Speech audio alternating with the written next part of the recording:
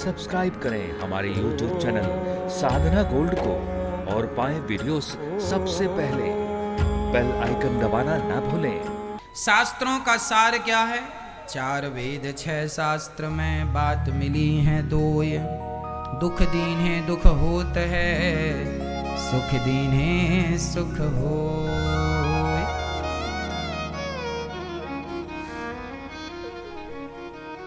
हमारे यहाँ वेद कितने हैं मैया? बताओ वेद कितने हैं? कौन कौन से?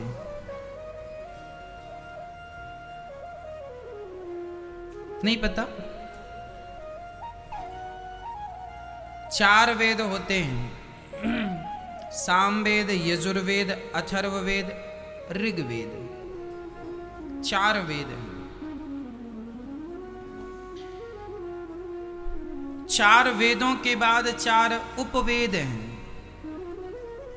सामवेद का गंधर्व, ये जो गायन होता है ना, संगीत, यह भी वेद है। कौन सा वेद है ये सामवेद है।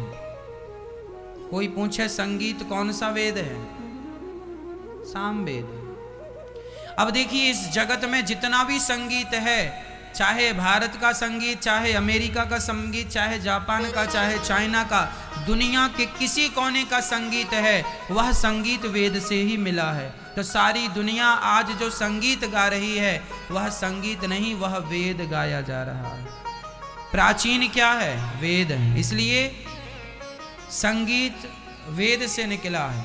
कौन सा वेद? सामवेद। यजुर्वेद, यजुर्वेद से निकला है धनुर्वेद। धनुर्विद्या, तलवार चलाना, धनुष बाण चलाना, आत्मरक्षा करना, कराटे सीखना, कराटे चलाना, कराटों से अपने आप को सेफ रखना इत्यादि। आत्मरक्षा के लिए जो भी हम सीखते हैं या सिखाते हैं, वह सब किसकी देन है? वेद की देन है। कौन सा वेद? यजुर्वेद। मैया जी, धनुष बाण चलाने की विधा कहाँ से मिली है हमें? यजुर्वेद से। हमारे वेद ये बताते हैं कि आत्मरक्षा कैसे की जाए। जो व्यक्ति धनुष बाण चला, उसको धनुष बाण को आज के ज़माने में हमने डेवलप कर लिया। तोप चला रहे हैं, मिसाइल चला रहे हैं, बंदूक चला रहे हैं, ये सब वही है। शुरुआत धनुष बाण से हुई है, फिर अपडेट होती गई चीज़ें। वो बंदूक बनती गई, फिर तोप बनती गई, फिर मिसाइलें तैयार हो गई, परमाणु तैयार हो गया। तीसरा, ऋग्वेद से आयुर्वेद मिला। आयुर्वेद किस वेद की देन है? ऋग्वेद। ऋग्वेद से सबसे बड़ा वेद कौन सा? कोई आपसे प्रश्न कर दे, सबसे बड़ा वेद कौन सा है? तो ऋग्वेद। यह प्रश्न जीके में आता है कई बार। सबसे बड़ा वेद कौन सा है?